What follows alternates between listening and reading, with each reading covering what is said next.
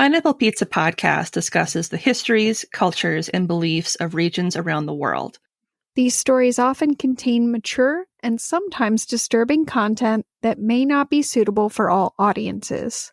Listener discretion is advised.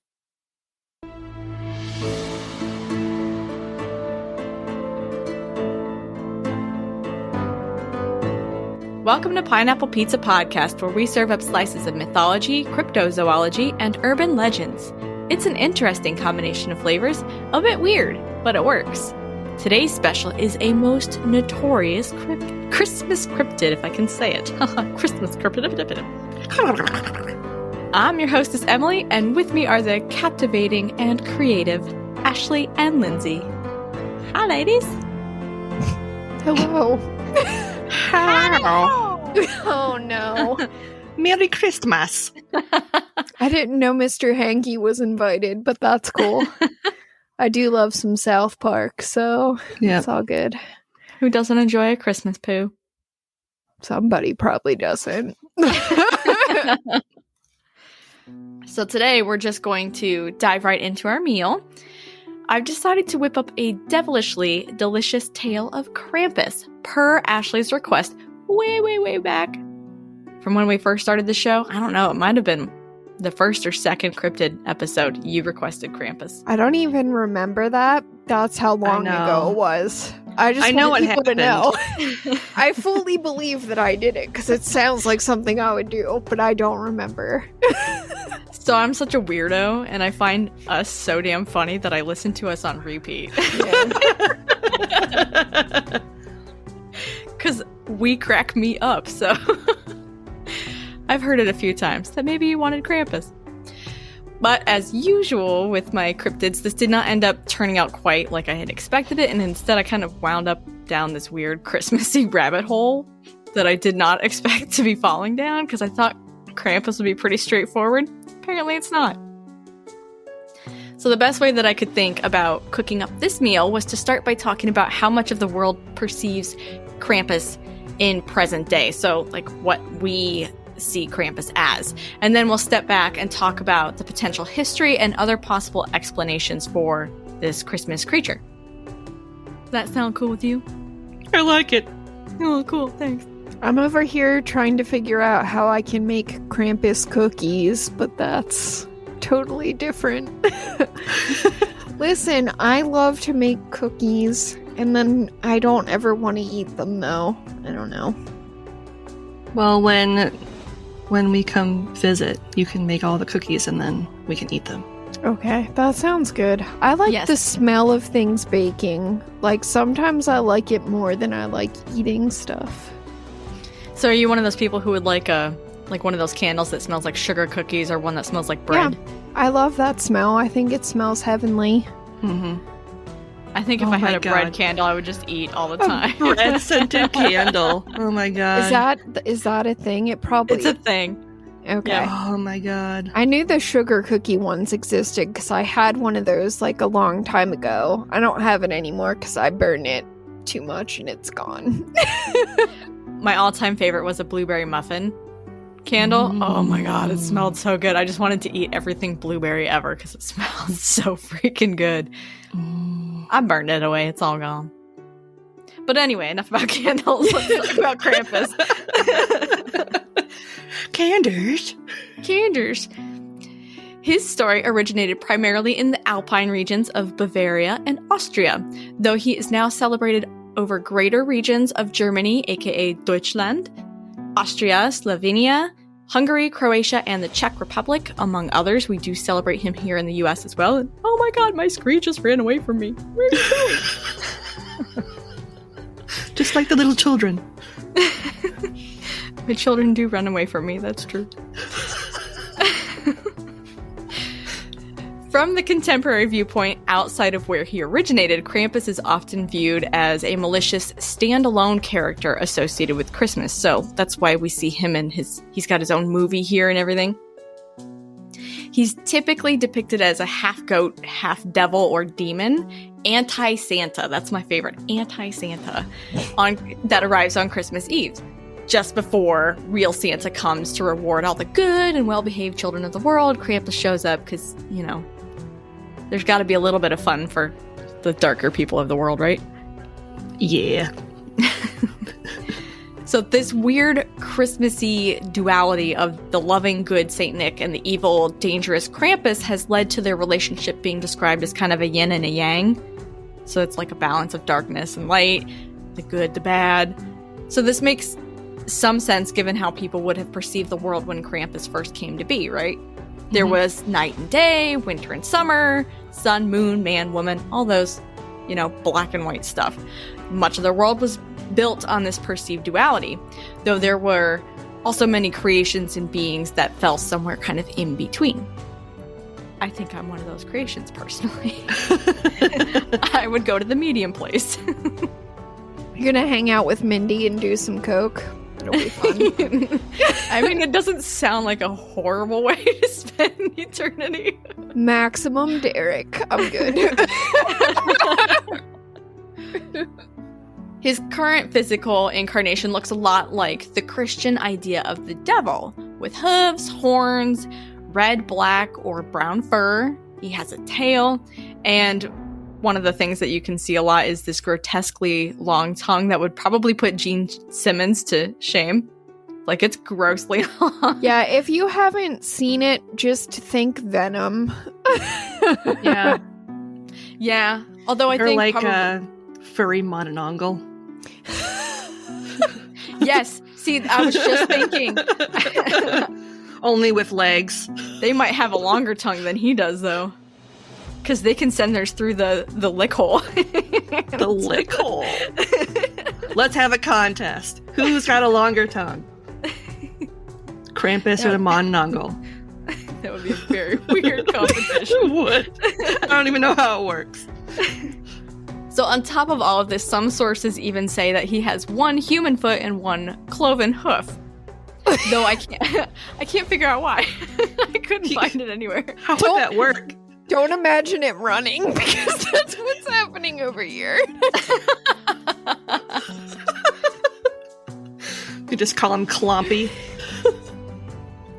So my thought behind it was that maybe that there was originally some kind of belief that there was humanity, some kind of or level of humanity to Krampus before he eventually turned like entirely bestial. But I really don't know. I couldn't find anything about it. That was just pure speculation there. Which I'll be doing a lot of in this episode, by the way.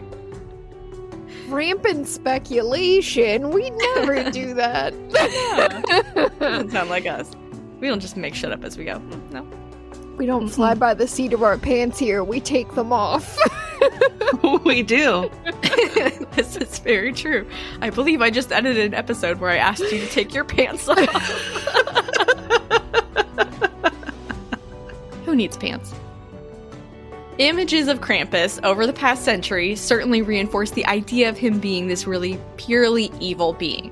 They primarily show him shackled in long chains and carrying a bundle of birch branches or a broom and a bag or basket.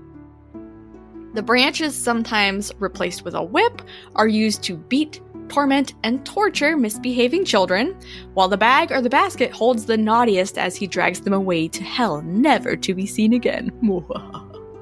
Take that, Billy. We're going Billy. I'm over here like just stuff little Klaus right in there and drag off. Oh no. Whatever. Klaus is a little shit. You don't know. Have you run into a little shit Klaus in your life before? No. No. I've run into some little shits, but I don't actually know their names.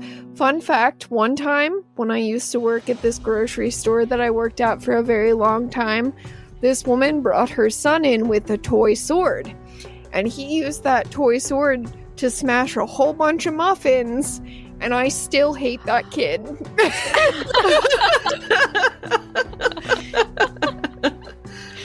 50 years from now, she's gonna be like, that fucking kid with his stupid little sword. Goddamn muffin smasher. So yeah, he could be Klaus. Why not? I don't know what his actual name is. Probably like Timmy, but Klaus. Works for Billy. me. Nope. I think it all sounds pretty, yeah, it all makes sense. It all makes sense. Any of them, very legit. Billy the Muffin Smasher. That sounds like some kind of name a college guy would want to have. It does. Yeah. Gross. What kind of little shit smashes a bunch of pastries? Like, don't smash people's muffins when they're trying to like quickly grab a snack. Can we please make a muffin smasher? Oh god. All-time muffin smashing champion. With us, just put like a sword on there somewhere. That little fucker. Smash. I'm still upset about it. We had to clean those up. It takes a long time to clean up muffin crumbs. Especially if they're moist. Blech. Or chunky. Blech. God damn it. Okay, we are so far off track. It's my fault. Sorry. Oh, sorry. Lindsay, you were going to say something? Oh, I was going to say as long as they're not musty muffins. Musty, chunky muffins. Never tell these two anything. Okay, so back on track. We're still talking about Krampus, not muffins. But kind of also muffins, because it's fun. On almost any website that you visit, you'll find that his name is derived from the word Krampen, which is said to be Deutsche, or Old High Deutsche, for claw. I tried to confirm this translation, however, it does not appear to be accurate. What? I'm weird. I looked through Old High Deutsche and Modern Deutsche dictionaries online. And yes, I'm going to pause every time because I'm like, am I saying that correctly? I don't know. There were many words for claw in both, but none were Krampen or even sounded close. Instead, at least one of those dictionaries said that Krampen means pickaxe or staple in the modern language. So I really don't know how true that is. I'd be interested to hear from any of our patrons from Deutschland or Austria whether this is accurate, because I don't know if I was really looking in the right dictionaries, but I was trying. No, I just pictured Krampus as like a giant red stapler. Yeah, right, that's what I pictured too. He's a swing line, ladies and gentlemen. Maybe it's because he's a staple of German Christmas. Oh my god, that fucking face. Oh my god. Oh, it's like a cartoon face. I don't think I've ever seen a human face do that before. I know I haven't. Another common theme you will find on many websites states that it's believed Krampus is the son of Hel from Norse mythology. You guys remember Hel? Mm-hmm. We do. Ashley, yeah, you talked about her in the Norse mythology episode. She's the daughter of Loki and a giantess whose name I couldn't pronounce. Yeah, that is correct, yes. Yeah. Mm-hmm. One of their offspring, they had several. Mm-hmm. She's the sister of Fenrir the wolf and Jormungandr, the world serpent, I say with a question mark. Yeah. I'm not sure I pronounced that correctly. She is sometimes described as a goddess, though she was more likely a demigod of some sort, because he's already a demigod, and then he's doing it with a giantess. So she's got to be like a demigod. And Hel, unsurprisingly, ruled over Helheim, which was later perverted into hell by Christianity. Well, they do love to pervert things in Christianity. They do. So I thought this story that Krampus might be her child was really interesting. And so I went down another rabbit hole because I was really interested in it and I wanted to know more about it. But unfortunately, this actually appears to be a modern creation. So in 2012, author Gerald Brom published a fantasy novel called Krampus, the Yule Lord, which appears to have suggested the Norse connection. This suggestion was later picked up by Norwegian game producers and proliferated online as fact by publications such as National Geographic, History, and Britannica. So I literally found this on all those websites, but there doesn't appear to be any basis to it. The Yule Lord. The Yule Lord. I know, right? I'm just picturing Star-Lord, but it's Krampus. Yes!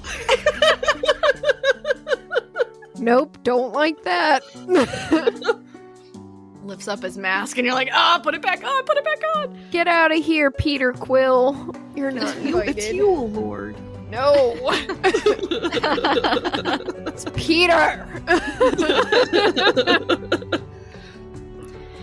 So I looked through anything that I could find about hell from Norse mythology and history online to determine whether there might be any kind of truth to this, but I really couldn't find any mention of her ever even having children.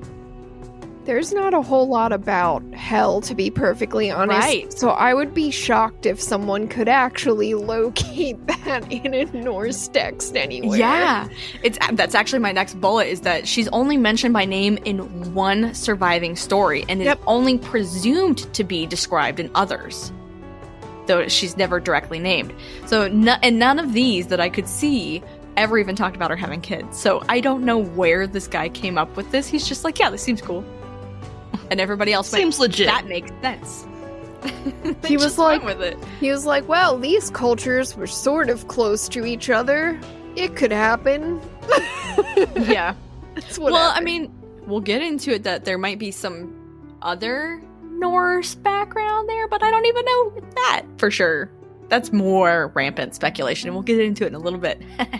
Crampant speculation. It is crampant speculation. So what I was able to find was that she may have had a hound or a wolf at her side known as Garm, which some speculate was actually her brother Fenrir because of how the stories go, and this hound wolf guy thingy that was kept in chains. That's who Garm was. My guess is that similarities with the chains and associations with hell were drawn between Garm and Krampus because both of them were chained. There's that hell. But other than that, I couldn't find anything that tied the two together, so I call bullshit. Fenrir was also chained, so yes, I call even more bullshit. Mm-hmm. Wolf shit, whatever, you know. Giant demigod wolf shit, yes. Yes, big wolf poos. That's what we're talking about. In the late 1800s and early 1900s, people would send each other these cheeky little cards known as Krampus carton. Have you ever seen these things? I want one. So these were Krampus cards, and they're just so very festive. There's nothing that says Christmas cheer like receiving a Krampus carton, let me tell you what. These cards, which showed pictures of Krampus performing his duties, largely inspired his modern image. Card makers had heard of the tradition of Krampus and saw a commercial opportunity, but they really didn't quite know what Krampus looked like, so they basically just took their best guesses based on the wide-ranging descriptions. Like, sure, he sounds like a bad guy. We'll make him look like the devil. So that's where our modern interpretation, visualization of him comes from. So are these kind of like vinegar cards from Valentine's Day? I don't know what a vinegar card is, but I would say yes. Okay. I have no idea, but yes. Okay. I'll show you I'll send you some pictures of these things, but I'm going to describe them a little bit. Sure. So on these cards, and these are pictured late 1800s, early 1900s, so these are probably woodcut prints with color. Krampus can be seen ripping at children's ears, picking them up by the ears, and they're obviously screaming and crying. Stuffing them into bags and baskets. So you see little legs sticking out everywhere, or kids trying to claw their way out. Pulling on their hair and looking like he's getting ready to eat them.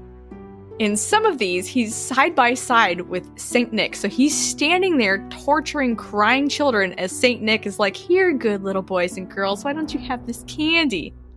And the kids, nice. The good kids are like, great, thanks, Saint Nick. Sucks to be you, Billy. Gotta get a little bit of salt in Billy's wound there. Yep. There are a few depictions of Krampus going after adults, but these are generally women. And there are, unsurprisingly, pictures of Krampus as a female character rather than a male. Because we have to be gross about everything. Yep. What's that? Rule 34 or whatever? Yeah, Rule 34. Yeah. I saw on many websites that Krampus and celebrations related to him were banned in many regions, including Germany and Austria, for good chunks of the 20th century. Some sources said this was due to his appearance as a devil, so he just looked too devilish, and others that he was seen as representing socialist ideals. What? Oh no, not socialism. Yeah, so apparently the fascists were like, Krampus is way too socialist, we gotta get rid. They're like, it's a communist socialist thing. He doles out punishment to everyone. We can't have that. Get out of here with that shit. Everybody gets treated as an equal? Fuck that noise. So I couldn't confirm the accuracy of these statements anywhere, but I really wouldn't find it terribly surprising to learn that he was banned. Could also help explain why he largely disappeared from the public view until the late 20th century. Because he really just kind of dropped off after the early 1900s. It was like the 1920s, 30s where he started to get banned according to stuff online. I'm guessing the reason I couldn't find any information, really digging into that about who banned him and when, was probably because it's all in another language. Probably. And, fascist, so there's probably not a whole lot of it that's still out there on the internet. Maybe somewhere. But I didn't dig that deeply. I'm sure it's still out there. Supposedly there were also pamphlets that they would send out to families to be like, don't torture your kids, you're going to scar them for life if you teach them about Krampus. Which, to be fair, they're probably not wrong.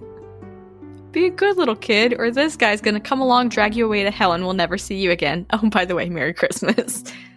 I love you, Billy. Bye, Billy. In recent decades, the popularity of Krampus has exploded in regions outside of the Alps and has helped reignite a new desire to preserve the folkloric traditions.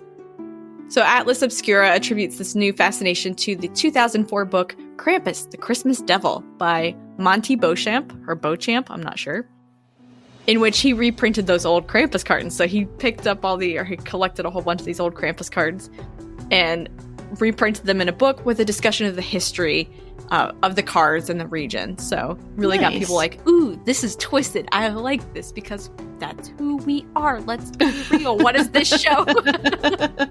So this brook.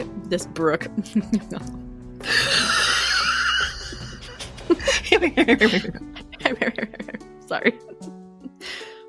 This book brought Krampus to an entirely new audience, and one that might have been a little tired of the The Ovaltine. Rich chocolate. Oh my god. Rich chocolatey Ovaltine. I don't like when things are too ovally. It's just wrong. I like them more square or triangular. Give me a good rhombus any day, but fuck the ovals. I love me a good trapezoid. Mm-hmm. Oh, okay. Did we invite Sling Blade? So, modern people around the world are probably getting really sick and tired of the very sugary, sweet version of Christmas that had become so popularized by the late 20th century. I mean, let's be real. Saint Nick brings Christmas toys to every kid. It doesn't matter if you've been bad, you're not getting cold. There's no repercussions. But suddenly now there's this real punishment for misbehaving children, not just the threat of coal. Plus, it's wicked cool. Let's be real. Well, and how realistic is using coal anymore as a punishment? Right. It's a fossil fuel. Then YouTube brought the annual festival known as Krampuslauf, or Krampus Run, to the rest of the world. So this festival is now held in regions all over the world, including many cities in the US and back home in the Alps.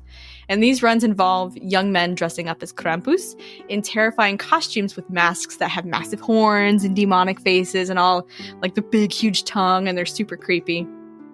And they often carry torches, branches, or whips, which are meant to scare spectators, though apparently sometimes they get a little out of hand. And basically what happens in the present version of these runs is that the men will get shit-faced. They're just gonna surprise, hammered, and then, what's the best thing to do? Let's give them a bunch of branches to run through the cities and try to scare people. So in some locations, people actually do hit each other with branches as part of tradition. I think like northern Italy, they actually do go around and they whack each other's legs and just crack each other with these things. No one should ever let me participate in this because I can see now that I'd be like, oh, this is fun, but it would not end well. Therapy come Christmas. This is how we take out all the aggression for the whole year. Let's start the new year fresh. Unsurprisingly, Americans are particularly fond of getting drunk and running around trying to scare each other and other people.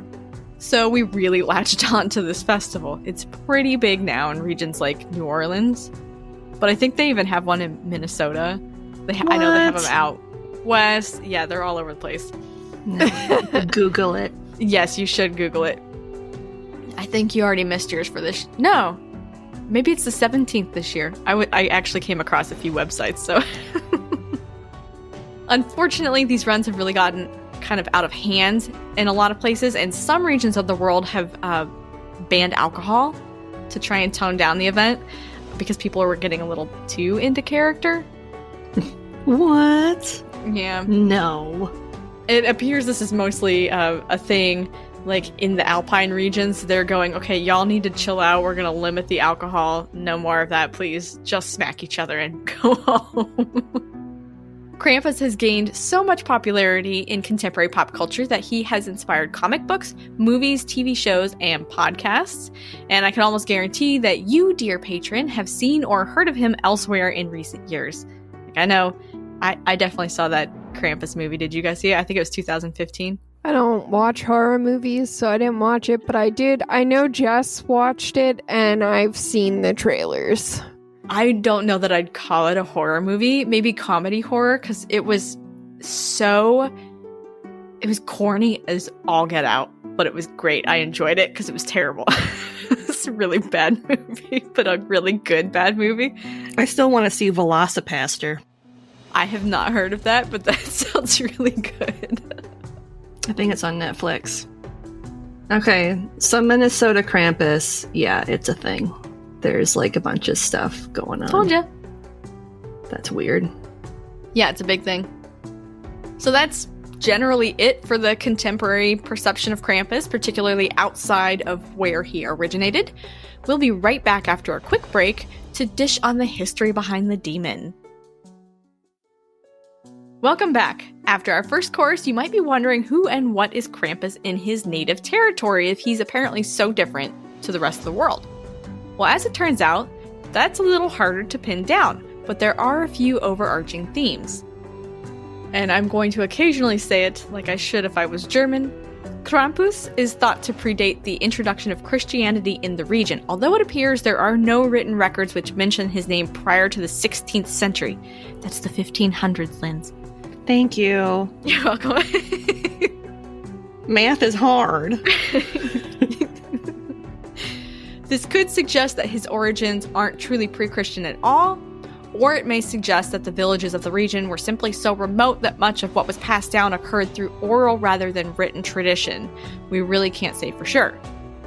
It's become really difficult to disentangle traditional folk beliefs of Krampus, his purpose, his power, and his appearance, from those that were heavily influenced following the introduction of Christianity into the region. Not surprising. No. I feel like we encounter this time and time again when we talk about something that's been around for a really long time in terms of beliefs instead of modern. It's almost certain that Christianity came along and was like, ha, I'm gonna tweak it because I guarantee it's evil. It's bad, like drugs, but we're gonna tweak it a little bit because we like tweaking and we're gonna make it ours. Let me snort a line of that Holy Spirit. I mean, I, for once, am just over here having non-drug thoughts, because I'm like, oh, Christianity reminds me of those seagulls in Finding Nemo, where they're just like, mine, every time they find a thing. I feel like that's accurate. I feel like that's very accurate. That is very accurate. That was a good analogy. Traditionally speaking, though, Krampus doesn't seem to really have had one set appearance. He was more of kind of like a concept, kind of a boogeyman type. creature than a physical being.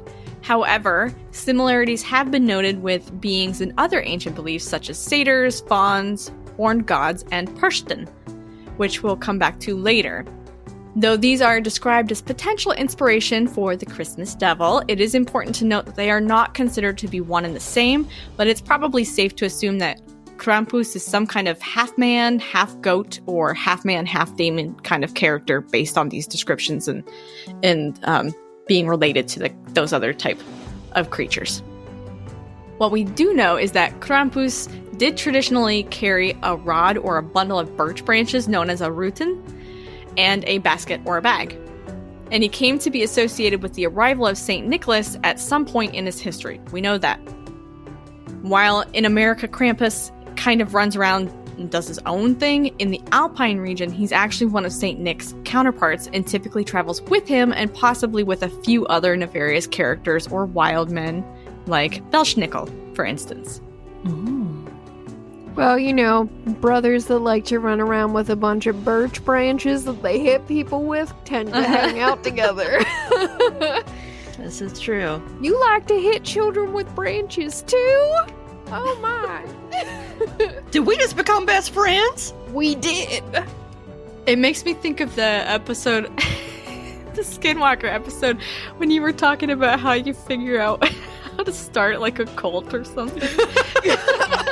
Yeah, it's a lot like that. One of them was probably like, hey, you know, be weird is if we hit a child with a birch switch. And the other one was like, that wouldn't be weird, that'd be awesome. And the first guy's like, yes. And of course, if it doesn't work, you just say, oh, I was just kidding. I must have too much to drink. I had too much eggnog. You know how it goes. I get so crazy. Yes, that's it exactly. That's exactly what happened.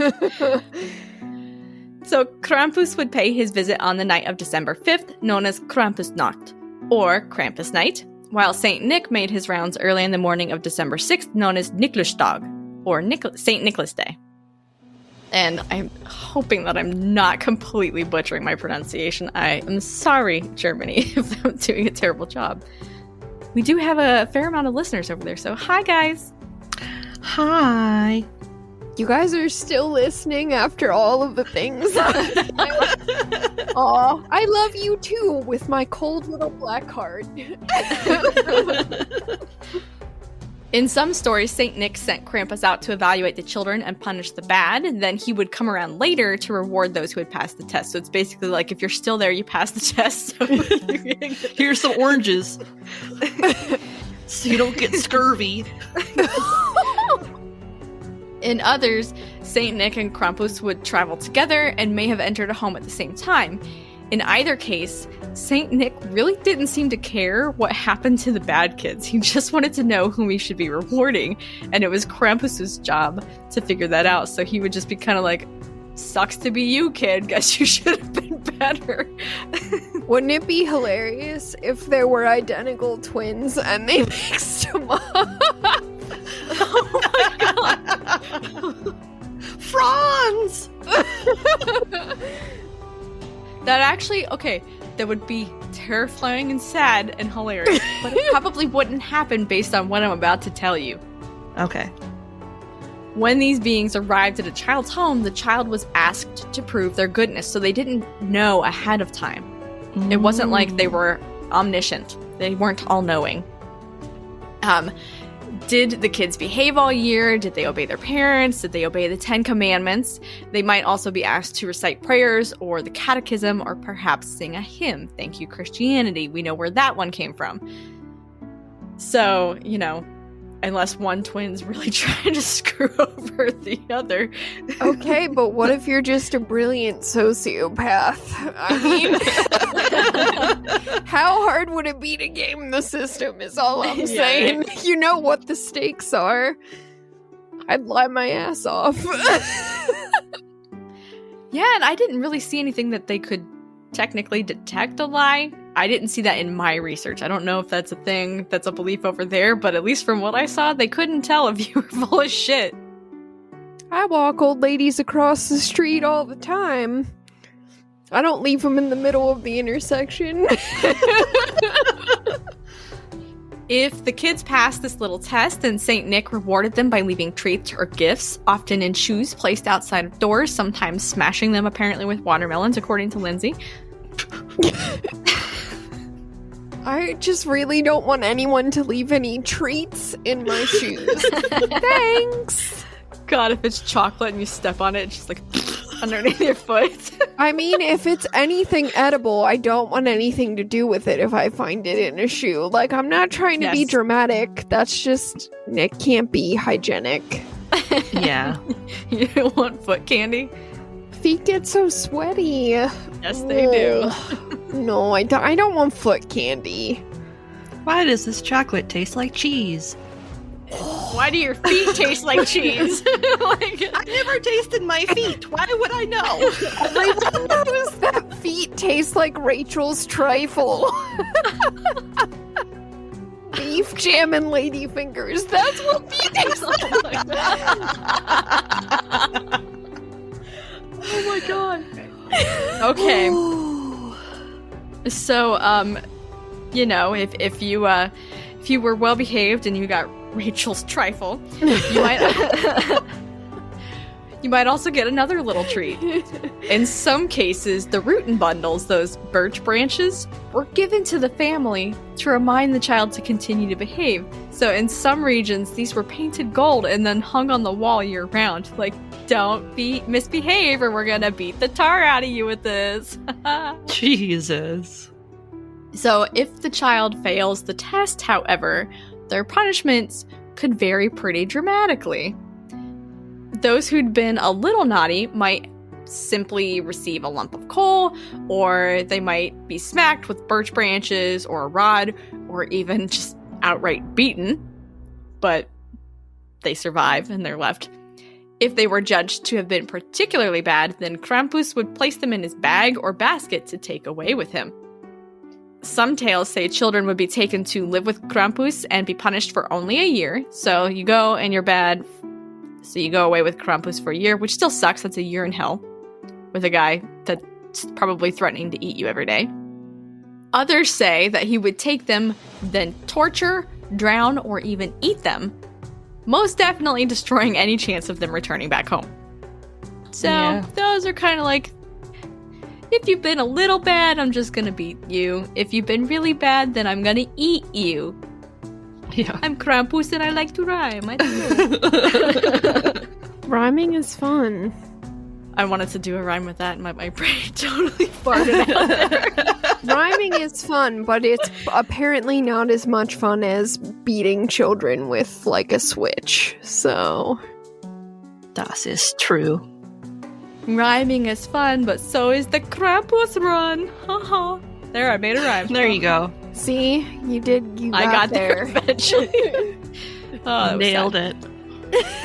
Nailed it. So his coming would be celebrated every year with parades or Krampuslauf, though these don't seem to have occurred on specific set dates, so it kind of depended on where you were at. You would think it would be before Krampus gets there to kind of remind everybody to behave, but no, sometimes it was like, 2 weeks after or something, I don't know. For next year.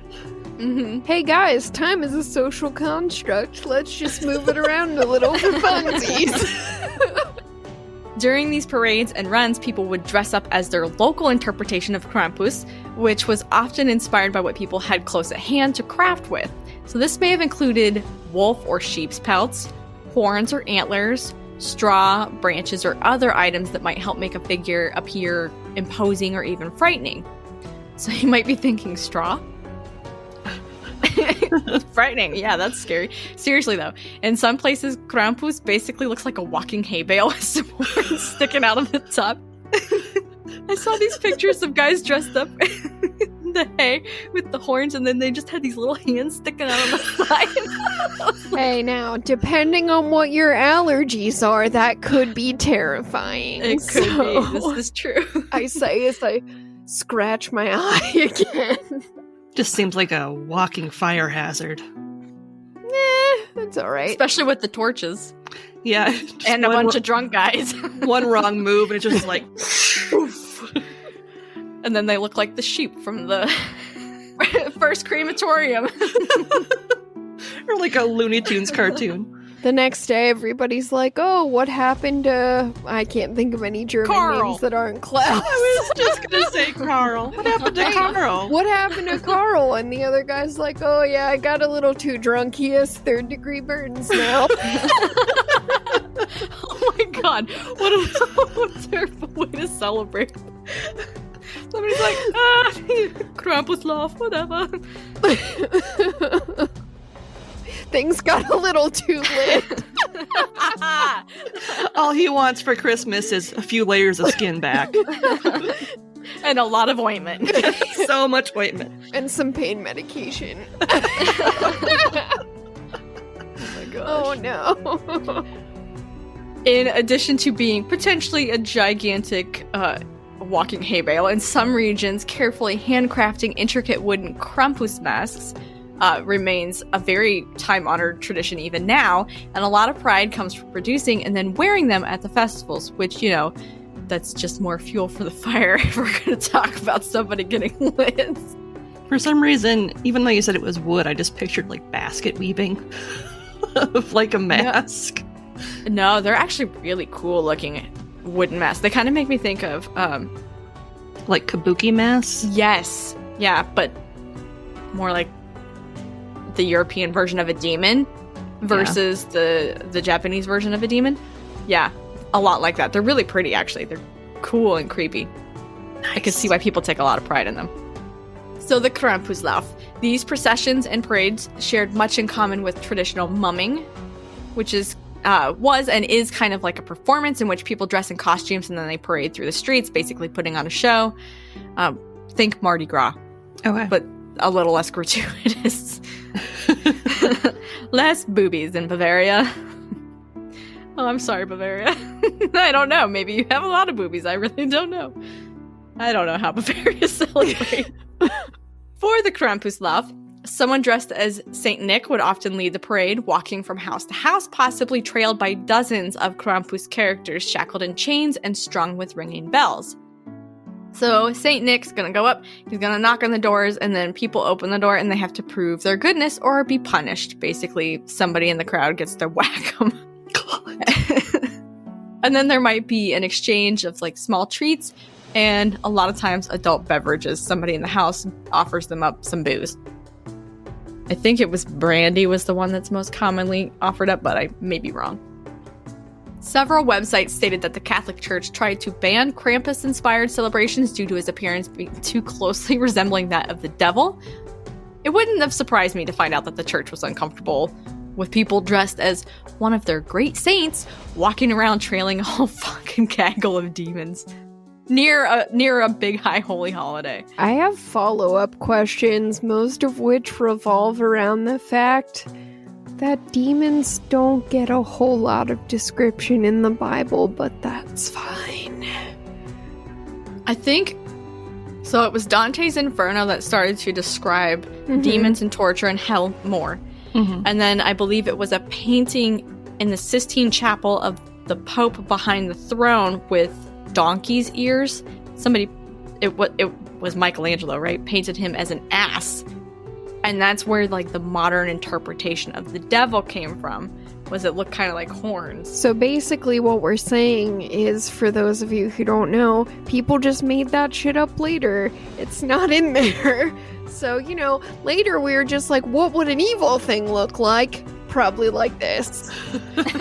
Let's make it a hodgepodge. Throw some horns in there. That sounds good. I don't see this actually in nature, so then it's scary. We'll just paste two things together. That sounds like a devil, right? Copy paste. I was gonna make a joke about how that's what happened when my DNA was assembled. They were like, "Oh no, this is a problem, and we can't undo it now." Your skin's gonna be so dry. I know, it's upsetting. It's like it gets so warm when you're a demon. You just like have to constantly moisturize, and it's never enough. It puts the lotion on the skin, or else it gets the hose again. And sometimes even putting on the lotion and getting hosed, you're still dried out. So the Catholic Church tried to ban Krampus. Unfortunately, it's hard to say exactly when these bans may have occurred, though it appears there were probably many attempts of this across history. Some sites didn't reference like a specific timeline as to when these bans were enacted, while others said that the earliest of these occurred in the 12th century. That's the 1100s. However, if the church was banning runs and celebrations, they were likely associated with a separate winter festival, because this date, the 1100s, would predate the earliest known written record of Krampus by several centuries. What? Right. You mean time has to be all linear to make sense? That's crazy. For our little brains to work. Yep. Jeremy Baramy. Yeah, no. Your argument is invalid. I'm rewatching that show right now, and we just got to the episodes with Derek. I love Derek. I am still stoked that one of the things that happens in the last season is they have that reference to fully understanding Twin Peaks. Like, you have to die to fully understand Twin Peaks. And I don't remember that. And I'm like, maybe that's why I don't understand it. I'm still alive. Doesn't make any sense at all. 1,500 years of wisdom, and she still can't figure that one out. It's David Lynch. It's not me. So, these runs probably, or the bans probably predated the earliest known written records of Krampus. We'll touch more on those other potential runs in a moment. But first, I wanted to give a fun little side note. Aren't you excited? Hit me with the side note. I want it right now. Side note. The idea of Krampus was probably tied to a few ideas. One was to remind children to behave well and follow rules, most of which would have either protected their lives, those are important too, or helped them fit into a society in which it was really important, or even extremely important, to follow the set norms. The other may have been to essentially remind people that life was short. They'd be coming up on a period of the year in which disease, starvation, and death would have probably become more common, so a reminder to right yourselves in the eyes of God and your community would have been important. Isn't that a fun little side note? Yay! Aren't you like, woo? Maybe fun wasn't the right word. I think it's a lot of fun, but now my follow-up question is, life is short? Question mark? For us mere mortals, yes, Ashley, it is. Damn it. It's all the Red Bull, man. It just keeps your cells going. Well, this is a total aside, and we'll probably have to cut it out of the episode, but some dude sassed me about the amount of Red Bull I drink in a meeting this week, and I was not pleased. I thanked him for his concern and then told him I'd do whatever I want.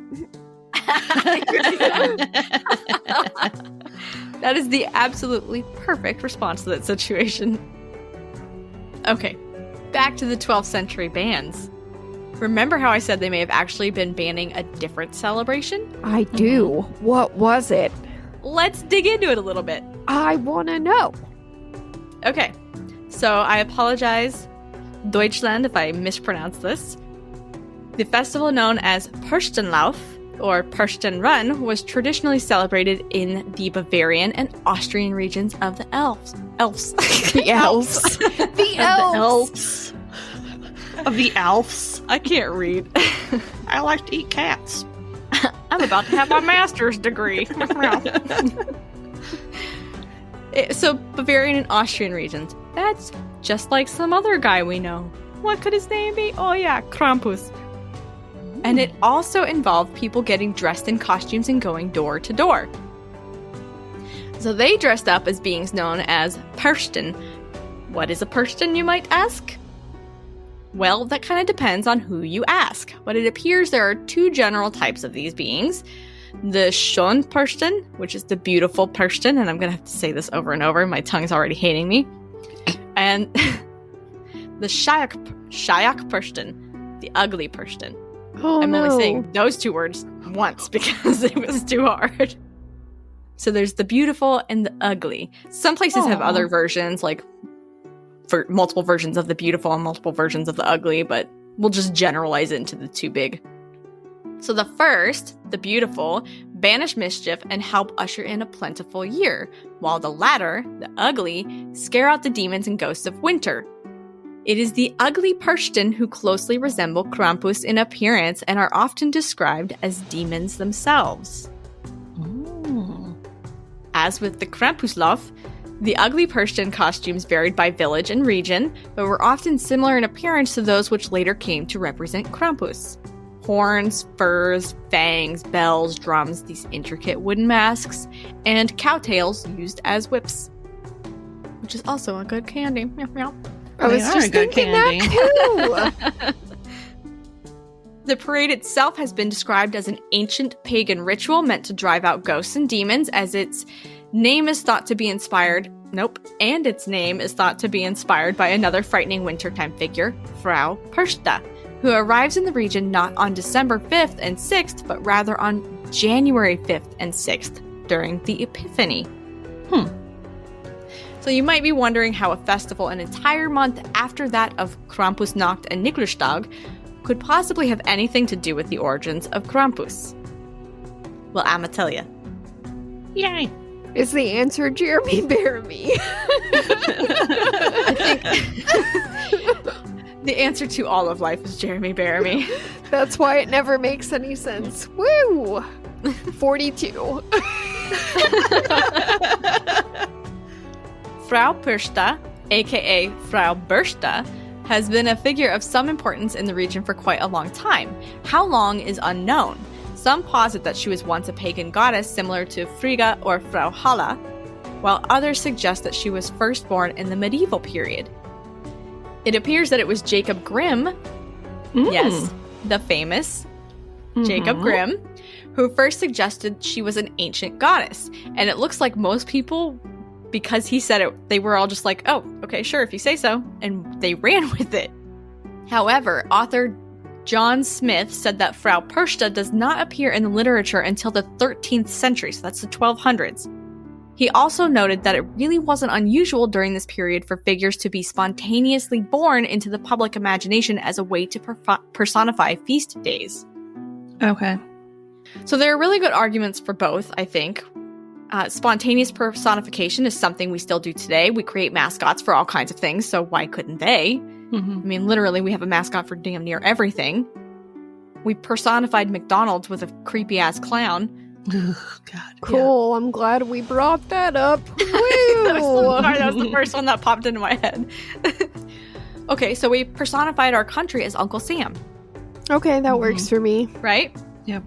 Or the desire to support your country and fight for the war as Rosie the Riveter. Right? We create personifications for things that are important. But there's also reason to suspect that ancient origins played a role in shaping her. Much of the region remained very isolated up until the past century or two, when railroads finally came through. And in such isolated communities, it's not unusual for old beliefs and customs to be retained for very, very long time. So, whether truly ancient or slightly less ancient, the first mention in literature is fairly close on the timeline to when it is said that the Catholic Church tried to ban Krampuslauf. That was the 1100s, remember? And she shows up in the 1200s. Oh, okay, yeah. So were they actually trying to ban Perchtenlauf? That would be my suspicion. Probably. I'm such an idiot. My literal next word was probably. I didn't have to say my suspicion because it's there. Frau Perchta not only encompasses the duality of Krampus and Saint Nick in one character in that she both rewards the good and doles out absolutely horrifying punishments to the bad, but many aspects of her character also harken back to ancient hearth goddesses of Maiden Mother Crone. Okay. Yeah, that totally makes sense. So she's probably a little bit of both. Not to mention, the Catholic Church didn't hold a lot of respect for women during that period. So what? This Right? is news to me.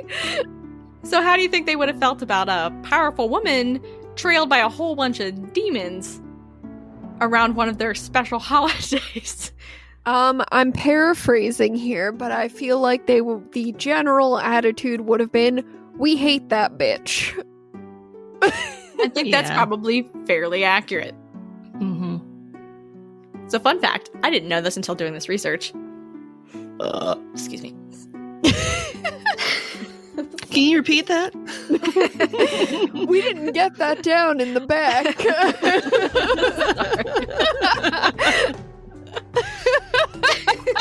Oh my god, I'm gonna pee. Oh no, don't pee your pants. Okay. Fun fact, although most of the Catholic Church recognizes Christ's birth as December 25th, going all the way back to the 4th century CE, which you talked about, Ash. Yeah, and that's, by the way, horseshit still. It's horseshit. My day. Mine. Some branches of the church actually recognize January 6th as the day of his birth. So either way, it was not a great date to have a powerful woman and a bunch of demons parading around. So either it's the Feast of the Epiphany that she's parading around with a bunch of demons, this potentially pagan goddess with a bunch of demons, or it's literally the day we're celebrating the birth of Christ. Pretty sure the Catholic Church's like, yeah, we don't like that association. And she's like, hey, I'm gonna do what I want. Pretty These much. demons need to march around sometime. Yeah, I believe what she actually said was, I appreciate your concern, but I'm gonna do whatever I want. Accurate. I feel like that would be very accurate.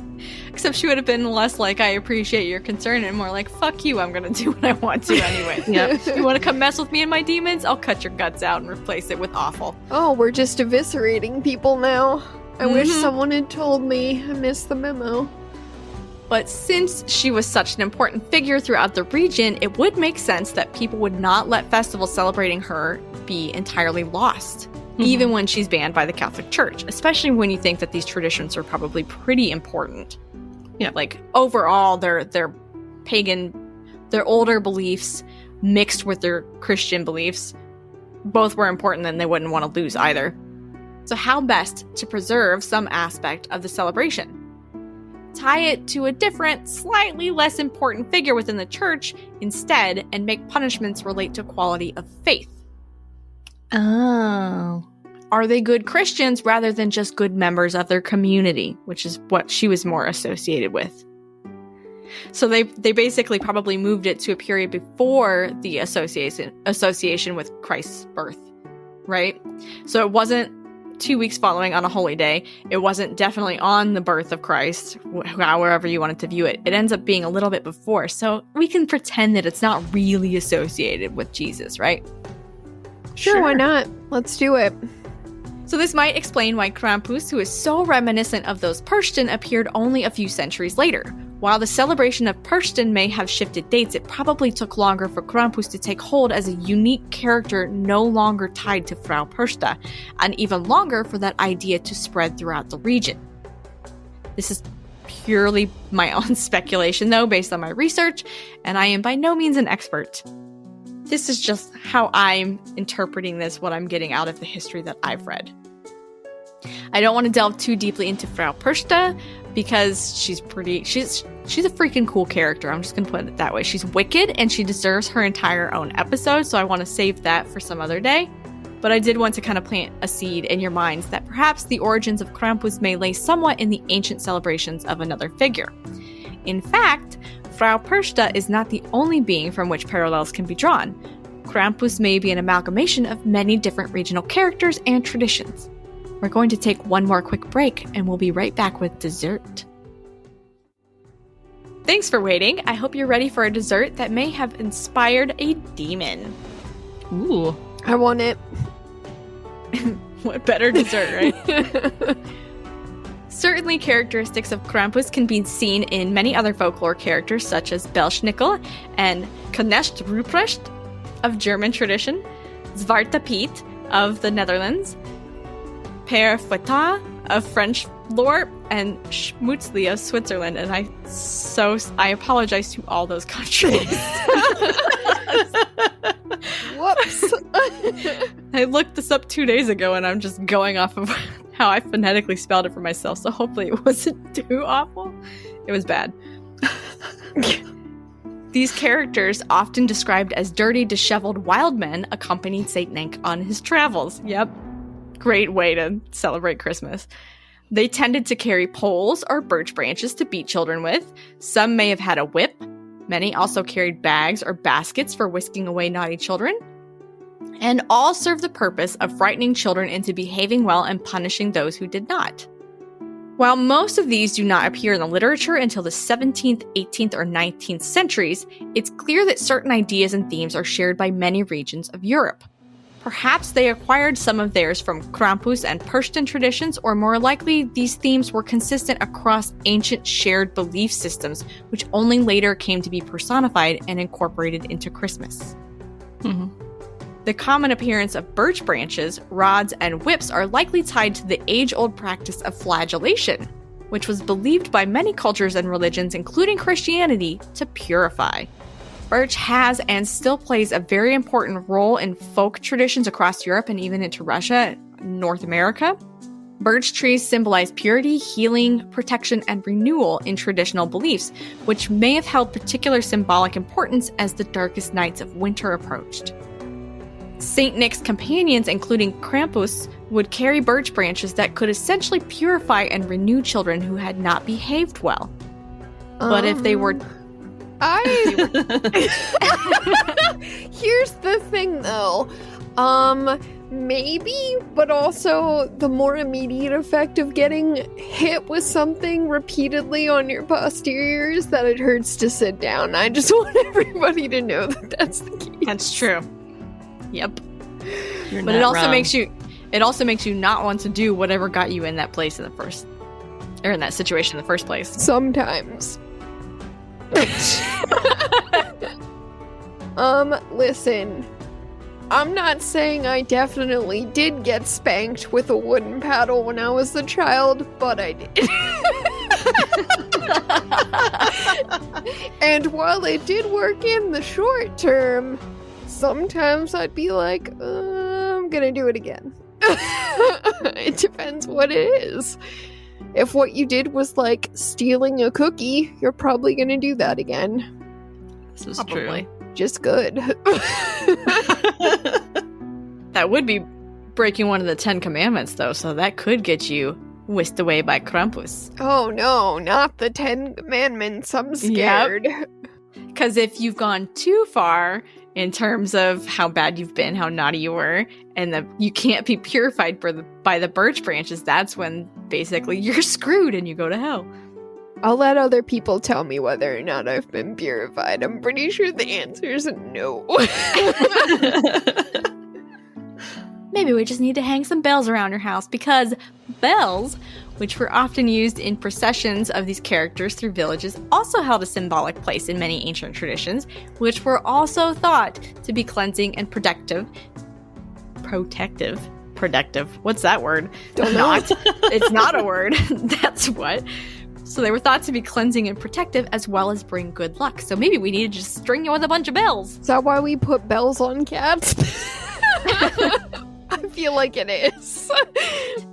There's some thought behind, like, maybe that's why ancient shop owners would put them at the doors, was to keep evil out and keep good luck in.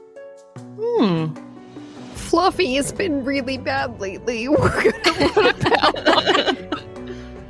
Well, I think we need to hang them around the room. Around the room. I don't want to do Maybe we can decorate your person with them. You can't swallow a bell. It's not going to work if you swallow it. Don't put any bells on me. I don't want it. Rather than cleansing a person, the bells actually cleansed the environment by driving away unwanted spirits. Or evil spirits. So the Christmas tradition of dressing in costume, then parading around through a village, ringing bells, and swatting people with birch branches begins to make a little more sense. Costumes were used to disguise people from evil spirits, just like they were during Samhain. And the other tools carried with them were essential for purifying the people and village of evil spirits. What better way to end one year than by literally sweeping out the ghosts of the previous year? Makes a little more sense. One other possible ancient origin or inspiration for Krampus may actually be Norse, in fact, though not related to hell, technically. Instead, he might be a distant relative of Thor's goats, whom Thor had the power to endlessly resurrect. So hear me out on this one. I found this whole little thing, and I went, yes, I'm going that direction. So you're coming with me. So Thor has these goats that he can endlessly resurrect. So he'll sacrifice these goats, and then the repeated resurrection would eventually become an important symbol of death and rebirth around the time of Yule. So this likely inspired Yule Bak, or Yule Goat, of Swedish tradition. It almost looks, these days, it kind of looks like a Wicker Man. Yeah. Like a giant, and apparently there's been a lot of problems with people setting it on fire. Okay. Not the flaming goats. Oh no, it's Prometheus. It's believed that the celebration of this tradition has morphed across the centuries, which really isn't surprising for something that's been around for possibly thousands of years. We know that even our beliefs just over the past century have changed pretty dramatically. It may have originally included actual sacrifices of goats or people around Yule time.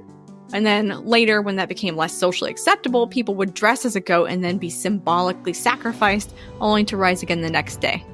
Right? They're like, I'm dead. Ugh. Hey guys, I'm still here. Like a goat Jesus? Like a goat Jesus. Or goat Lazarus, really. I'm just thinking about fainting goats now. That's all that's happening. Eventually, it too became a procession in which men would dress in costumes, then parade through town bringing gifts or pranks to the locals. The Yule Goat itself was believed to visit homes, sometimes separately, sometimes alongside Saint Nick. And so they would go together and they would deliver Christmas gifts. Though from what I can tell, the Yule Goat's like an entirely benign being.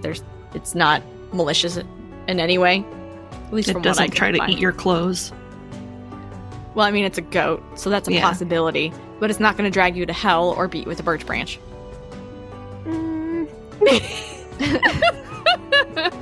Okay. Unless it's got it in its mouth and it just swats you with it. Well, Ashley, you love goats, right? Yes, I do. See, so you would probably like this tradition because it's actually pretty cute. They put little goats, Yule goats, on Christmas trees made of straw, and they tie them with little red ribbon. They're cute. Well, unsurprisingly, Christianity also declared the poor Yule Goat a demon and tried to ban it, but as in the case of Krampus and Perchta, they did not succeed at totally stamping it out. Thank goodness. Once again, we see some shared themes with Krampus and Perchta celebrations, but we didn't really answer our big question of who is Krampus and where did he come from? Well, it doesn't appear that he was ever inspired by any real creature, which, I always try to find if there's a real one. Instead, he was an idea, a spooky being birthed in the human mind to remind people, especially children, of the importance of abiding by social norms and respecting traditions. Centuries have changed his appearance and his purpose, and it is likely that Krampus, as we know him now, is a strange but wonderful mishmash of many different beliefs and traditions combined from regions and religions all across Europe. Each period of history and each region has imagined a character that suited their purposes. Even today, Americans have created a new, truly dark being to counteract the sugary sweet Christmases of the past century. We will likely continue to see new incarnations of Krampus as years progress and his popularity spreads. That is the story of Krampus, and now you get to hear my list of ingredients. Ingredients for this dish were sourced from a page about Krampus on mythosfandom.com, a page on nationalgeographic.com called Who is Krampus?, explaining the horrific Christmas beast, a page on Atlas Obscura called The Truth About Krampus, an article in The Guardian called Austria Struggles with Marauding Krampus Demons Gone Rogue, a page on ancientorigins.net called Nothing, apparently. I didn't type it out, but the links will be in the show notes. It's something to do with Krampus, obviously. A scholarly article in Folklore by John B. Smith entitled Perchta, the Belly Slitter and Her Kin, a view of some traditional threatening figures, threats, and punishments, accessed on JSTOR. A Tour My Country page called Fear the Austrian Perchtan, Pagan Traditions in the Alps, and a page on the Carnegie Museum of Natural History called The Yule Goat. And with that, would either of you have anything nice you care to share? I dyed my hair blue. You did. It's beautiful. Thank you. I said that earlier. Oh, damn it, I missed that. I think it was recorded, but I don't know. Maybe not. Yeah, I think it was. I think you hit record before you ran away to get a It blanket. was probably when I was yelling at Joel. Totally missed it. Damn it. I'm not original. For once, we're twinsies. Do I have anything good? I survived making Thanksgiving dinner. Does that count? That does count. Absolutely. I feel like I totally nailed it too. So that's pretty cool. What'd you make? I made a turkey stuffing that was in the turkey and then also extra stuffing that's now in the turkey. That's the way to do it. Yeah, Mm-hmm. and then you just baste it with turkey juices. Just in case anyone else wants to do that. It's fun. Mashed potatoes, gravy, like candied sweet potatoes, pumpkin pie, rolls. I think that's it. I don't know. Pumpkin pie rolls? No, pumpkin Two pie. separate things. My brain heard that as one. Technically, there were 2 pies, but yeah, there were 2 of them. And then rolls. And I also made a cake. That's it. Dang, you went all out. Cake. I went bananas. I peeled like 13 pounds of potatoes. It was fun. So you went potatoes? I did. I think someday when the 3 of us get together, we need to make some like ridiculous epic feast and just get fat together. There will be, for sure, some hot cheese. Hot cheese soup. I feel like you're just going to try to cut my head open. And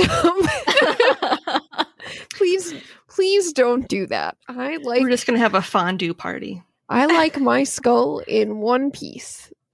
Except for, We generally do too. Well, the mandible. I don't know. Things are getting weird over here now, but you know what I mean. That sounds like a good holiday and a good feast. It was all right. It was all right. Was River happy? Yes. That's the important part, right? I mean, it always is because she's supposed to be my pet, but sometimes I'm like, she might be my overlord. I don't know. How about you, Emily? Oh, something good. Well, I officially got the okay to graduate, and I got accepted into the PhD program. So I would say those are 2 pretty good big things I'm excited about. Nice. I only found out that I got accepted into the program because I got an email going, "We need a picture for your ID." Oh, I'm in. That's it. Well, then I guess if we don't have anything else exciting to talk about, I'll close up the restaurant for the night. Thank you for visiting our beautiful pizzeria and enjoying a slice of Christmassy devil's food. Pineapple Pizza Podcast. Sweet and cheesy, just like Ashley's brain. Not everyone understands our awesomeness, but we're glad that you do, ?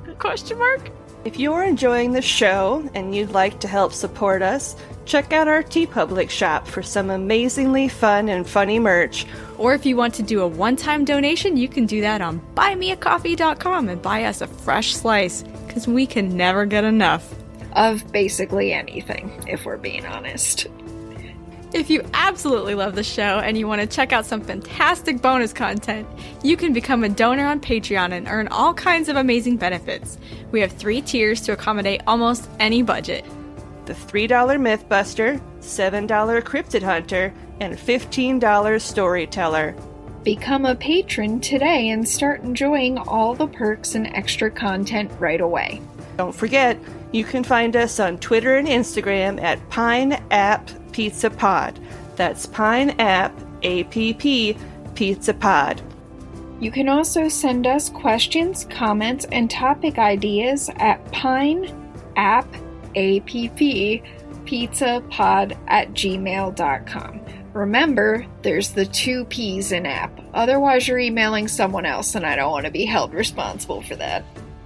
Thanks for stopping in for some deliciously weird morsels, and just remember, no matter how you slice it, you're awesome. And we love you.